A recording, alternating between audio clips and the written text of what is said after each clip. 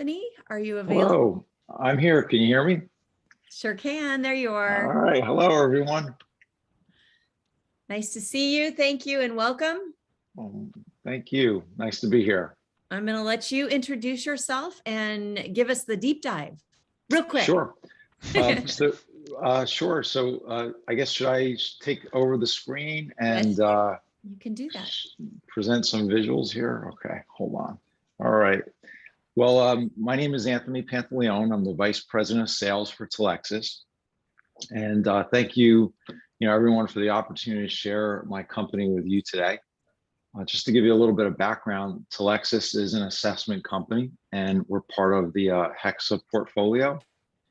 And our vision as a company is really to help individuals and organizations succeed and grow together. We've been in business for 7 years, and the leadership team behind Talexes has a long tenure in the industry that spans over 30 years. Now, I know the term assessment is a very broad term. So to be more specific, we have two categories of assessments that contribute to workforce performance. First is the psychometric type. So, psychometrics is popular in the industry. It's basically the study of human behavior. That's the kind of fancy term for it. But the psychometric type assessments are commonly used in talent management for selection, coaching, and development. And our assessment that fits into the psychometric category measures really the foundation of performance, measures cognitive domain, personality domain, and interest domain. So these domains really form the foundation of job performance, and they have really the highest predictability when it comes to retention and performance in the industry. And now when you take a look at the performance hierarchy, these domains really help you to understand kind of like what's innate. And they oftentimes help us understand how individuals can consistently execute behaviors, skills, and competencies that ultimately lead to performance. So we refer to this type of core measurement assessment as the measurement of potential. Now, the next type of assessment that we offer is more of a survey type assessment where we measure behaviors, skills, and competencies that once again also contribute to performance. And we find that many organizations utilize like a top-down approach when it comes to improving performance. Conversely, we recommend the bottom-up approach. So an approach that first looks at those core traits in these key domains so that we can understand natural inclinations. And the best way for me to illustrate this point is there's a famous parable. It's called "Let the Rabbits Run," and it's in a book called "Soar with Your Strengths." And in this parable, they talk about what would happen if you consistently put rabbits in positions to run and jump. They would achieve a level of excellence because they're doing what comes natural to them. If you tried to take a rabbit and put a rabbit in a position to swim, they would really be mediocre at best. So what we can help you do is to help you understand really, what are those like natural inclinations? So you're setting people up to succeed. As we all know, I mean, if we used our imaginations, I mean, you can train a rabbit to swim, but they would never be as effective as a fish. So that's really what we strive for when we help organizations take a look at talent from the perspective of looking at innate as kind of like a starting point. Today, I'm going to share how our psychometric approach adds value to the onboarding and engagement process. So our approach is simple. It starts with an assessment that's administered online, and then upon a candidate's completion, we report on two critical components. First, we report on an accurate and reliable measurement of a person across these three domains. And then next, once we have this complete picture of a person, we help understand how the person aligns to the context of the job. And this is done through a benchmarking process. And that looks a little bit like this. So this visual represents what it looks like when a candidate is compared to that role. And then once we have this comparison established, our reporting provides actionable information that's based on this gap analysis. So whenever a person falls out of this kind of range, this presents an opportunity. So this gap analysis can be leveraged to enhance the onboarding and engagement process through meaningful coaching and development. Now, we all know coaching is a high impact strategy. And according to the McKinsey article on the great attrition versus the great attraction, managers are a key player when it comes to the coaching component of onboarding and retention. So managers need to connect with people and provide meaningful insights. They also need to know about potential derailers so that performance momentum can be maintained via productive and ongoing dialogue. We all know better managers equate to more productive people, and it all starts with effective onboarding. This initial connection that happens in the onboarding process will also pave the way for engagement from the perspective of what the manager can influence through productive coaching and development conversations, along with strong relationship building that creates a sense of inclusion and community. So, we all know relationships have meaning, and now more than ever in today's workplace, relationships really have a lot of value, a lot of equity value, especially since one of the major causes of the great attrition is because of toxic leaders. So as you can see, our reporting framework is very simple to use. So managers will be less likely to shy away from coaching and be more prone to embracing it, so they become better coaches in these areas. In addition, we can empower individuals with their own actionable information in the form of a development insights report. So in the McKinsey article, they also point out the importance of empowering individuals with development that they can own. Because what we're finding now in today's workplace is that individuals, they don't want to wait for their manager a lot of times to take ownership of their own development. They want to know what they can do right now and be proactive. So this report has been designed with that in mind. And if you notice, what's different about this report than the previous report is it's more about a message versus a measurement. So instead of telling someone you're an 8 and take charge and you need to be in that range of 5, 6, and 7, we're more focused on the message here so that individuals aren't getting hung up with the numerical comparisons. And we just want them to focus on their own development path in a real simple way. So we feel like if we're able to kind of prime the conversation from the manager's perspective and the individual's perspective, they can then come together and collaborate more often in a productive way, in a way that's related to how they can become more effective at not only working together, but how the individual can work within the team in their own role. Now, current trends in the workplace enable us to leverage our strengths and appeal to the HR persona. So that's our real kind of ideal buyer profile. So we really help the HR persona solve performance and retention problems. And our sweet spot is in that SMB space. Really, that's where we add a tremendous amount of value. This is the majority of our business. Now, we also do add value to clients in that 3,000 to 5,000 employee range as well. Our company team and the tech that's behind our service gives us, I feel, a true competitive advantage as we strive for value creation in the marketplace. We offer deep science that spans over 40 years. Our reliable and valid assessments meet and/or exceed all industry standards.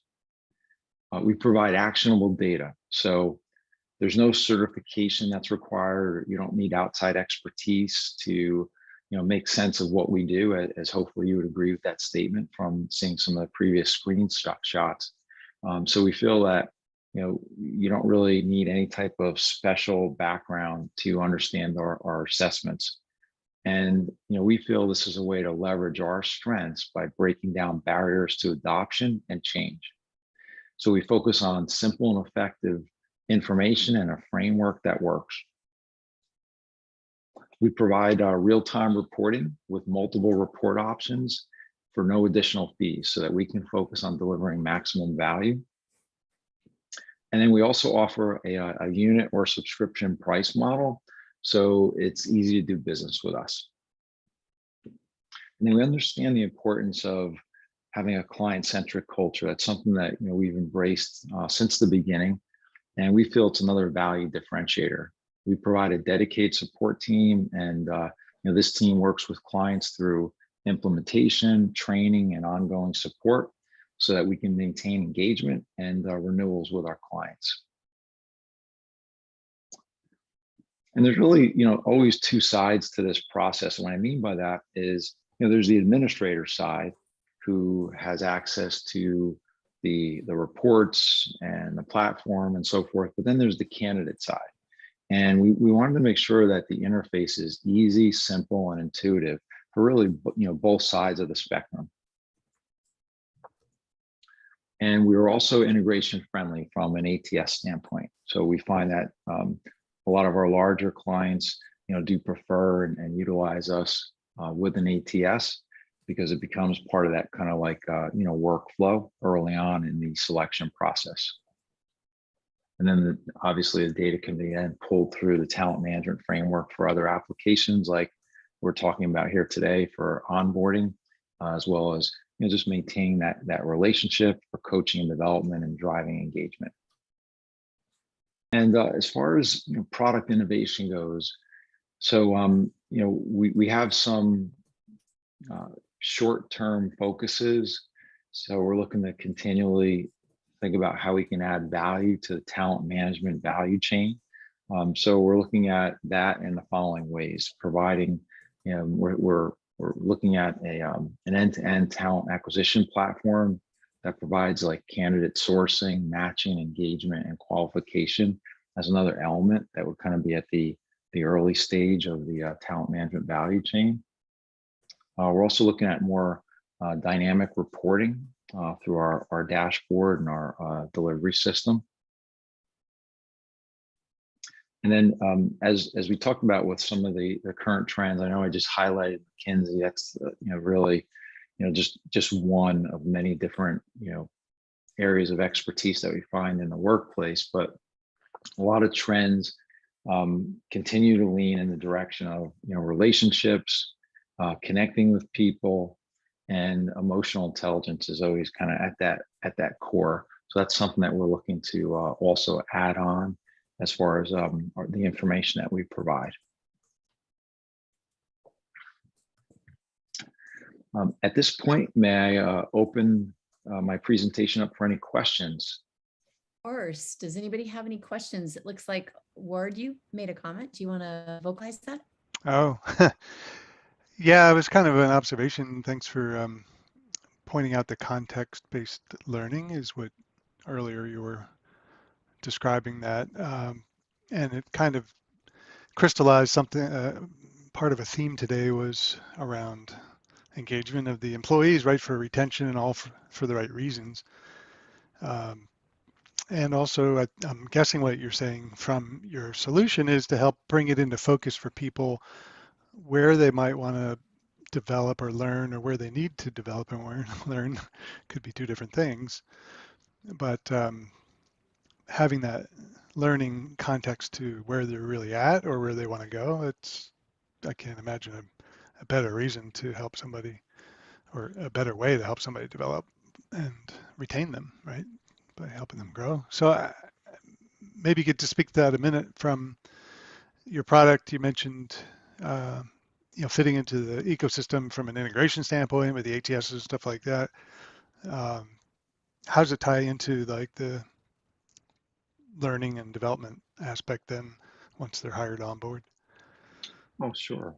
So, there's really, when you look at learning and development, in my experiences, a lot of learning takes place on the job. I think like 70% of learning is mainly done in informal ways, right? OJT. Yeah. So, we feel like we can add a lot of value to that because there are so many different situations when an individual may be manifesting, who they are, their innate in certain contexts, whether it's the context of a team, a lot of different distributed leadership models in organizations are used in collaborative ways. So individuals can be leaders at any given time. So therefore, their innate may need to be flexed. And we feel we provide some really meaningful insights so people can develop coping mechanisms, some learned behaviors, so they can always look at being very mindful and intentional, so they can put themselves in the best positions to learn, interact with others, to collaborate. And hey, no one's ever going to be perfect, right? But by having some insights and then being able to continually reflect on that along the way, it's like ongoing and continuous improvement. And it would really all be part of a culture too, Ward and everyone. So if an organization supports this type of ongoing productive dialogue, it would really fit right in with that. No, nice. Yeah, thank you. Sure. I think I must have missed that last bullet. What is that? EI? What was that? Oh, Emotional yes, intelligence? Yeah, so Okay. there's so much really, as I shared, I just highlighted the McKinsey article, but there's just so much, no matter who you really look at from a thought leadership standpoint, research standpoint, the important role that EI plays, emotional intelligence plays in the workplace, and a lot of that starts with having a self-awareness, and then how you impact others, and having an awareness of others. So we feel that would be a really valuable extension of what we do. Ward and I took the assessment back in well, I guess it was 7 years ago. So it's been a while.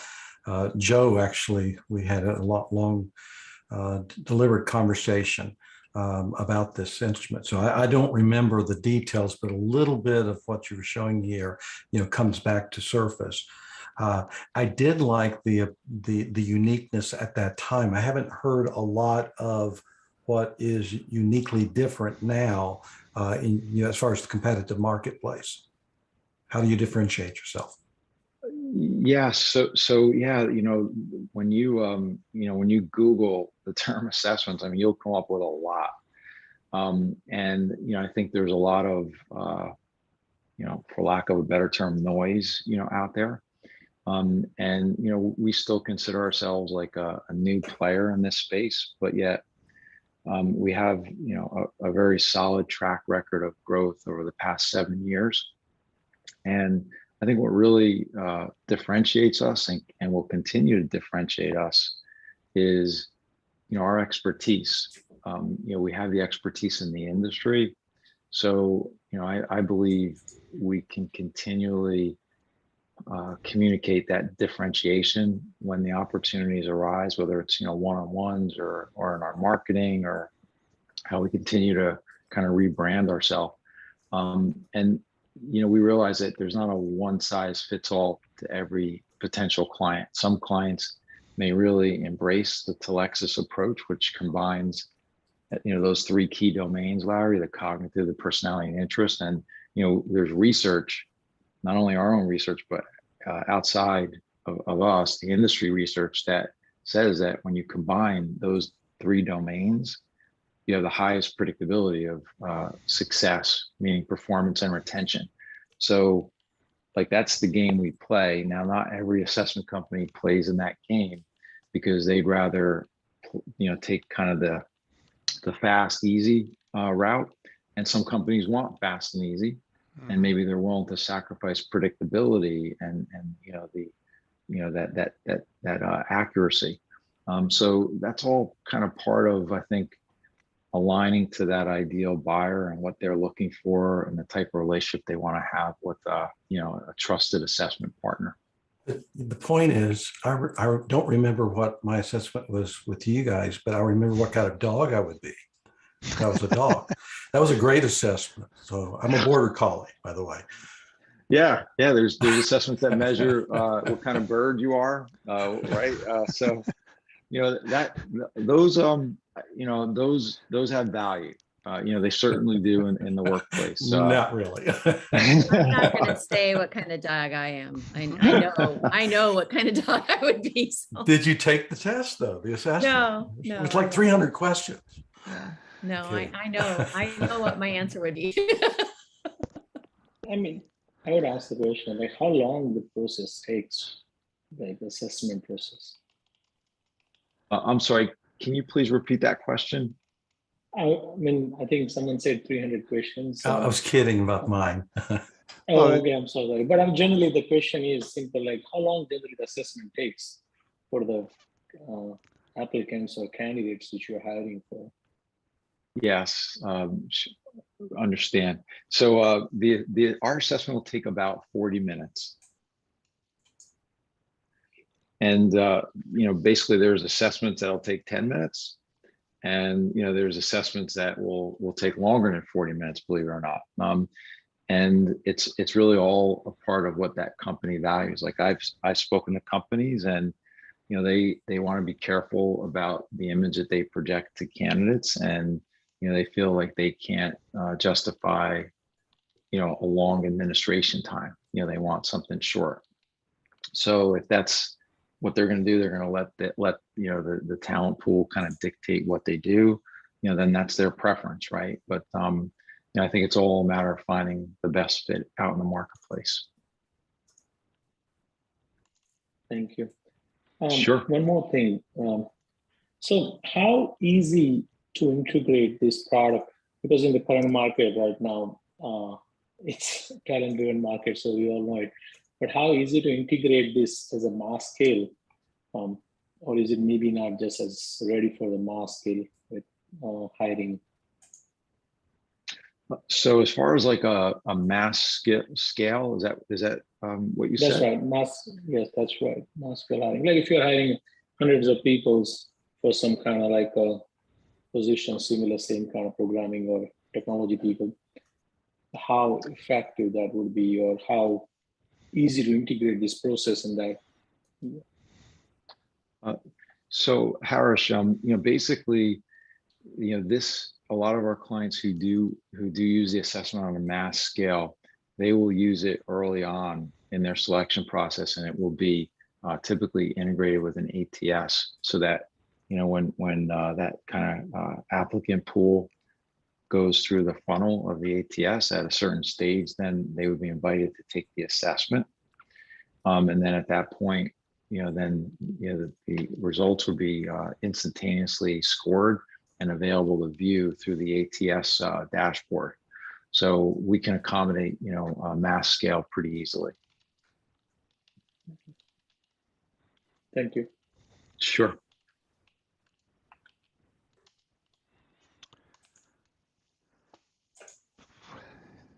You mentioned 30 years in the business. Has it been pretty much the same, offering, maybe refined a little bit over the years? Have you, as the company, changed course based on the market to address some of these 5-minute sort of, assessments? Or, are the plans to do anything like that? Just curious how steady and true you are on your initial track. Sure, Ward.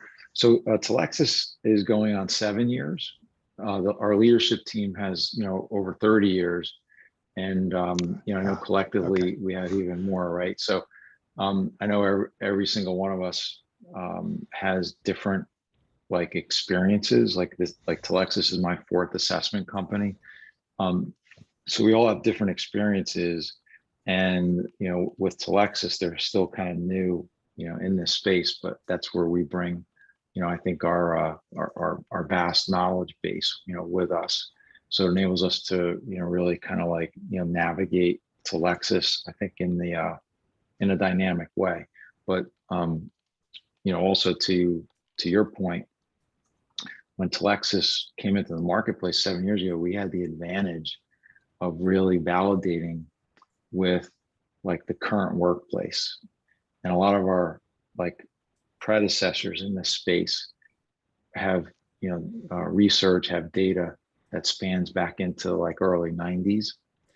And, the early 90s, the workplace was a lot different than it was, today and 7 years ago.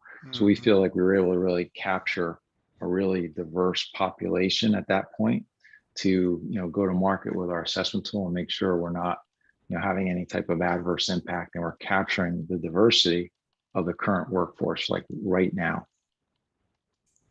So we feel that that's a real competitive advantage versus, kind of being rooted in 30 years of data Right. where you really can't change an item on your tool because, you'll throw off all historical validation and so forth. So, that's something that we're not kind of bound by, which is fortunate. Got it. Yeah, thanks for clarifying that. I heard the 30 years and that stuck in my head, but yeah, so 7 years definitely on the tech side is much fresher. Yeah. Hey, Anthony, something just heads up. There is a study that Ben Eubanks of Lighthouse Research he's just on the early stage of releasing it. And he basically checked with candidates on their viewpoints about assessment. And some really interesting findings. I thought it would be viewed actually much more negatively, given candidates market, if you would.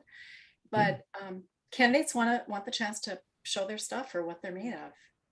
Yeah. And so there is actually, yes, it can add friction into the hiring process, but if the hiring process is fair and transparent and other elements of the hiring process look good, the opportunity to have a level playing field is actually viewed more positively than you would think. And he's got the data to show it. So anyway, you might want to connect up with Ben Eubanks Lighthouse Research. We talked about it earlier in the day.